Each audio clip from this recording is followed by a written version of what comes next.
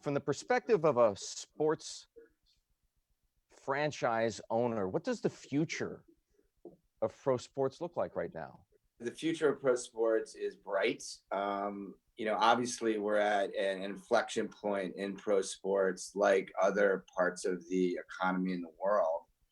But what's happened, the absence of pro sports in today's environment, the lack of an ability to play because of safety concerns across the world. I think there's been this outcry, and I felt it. I'm sure your audience has felt it. I miss watching sports. Sports brings us together as a community. It unites us. Doesn't matter what your color is. It doesn't matter your economic background. Having said that, obviously, we have a crisis going on in our society, and pro and sports, particularly the sports that I'm involved with, the NHL, but in particular the NBA, we have a real role to play in terms of, not only really speaking out against the systemic racism that exists in this country, but also doing something to change what's happening. Your players are speaking out. This is a forum for you to speak out. Tell me what you have to say about this issue, and tell me about the action, the things that you plan to do to fight it. There needs to be much more equality and diversity in the workplace.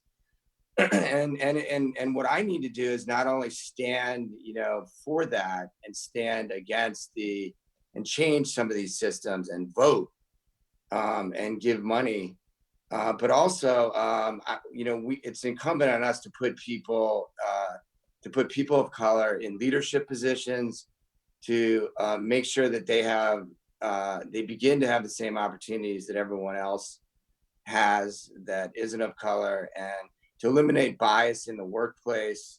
HBSC and increasingly Apollo want to be leaders in alternatives, and we want to be leaders in sports in terms of that. No matter how far yours and other franchises go, the reality remains that pro sports is a racial hierarchy, overwhelmingly white owners and mostly black players.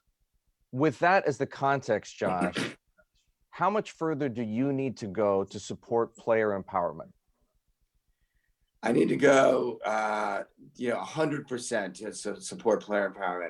I respect. What does that mean? What does 100% in favor of player empowerment mean?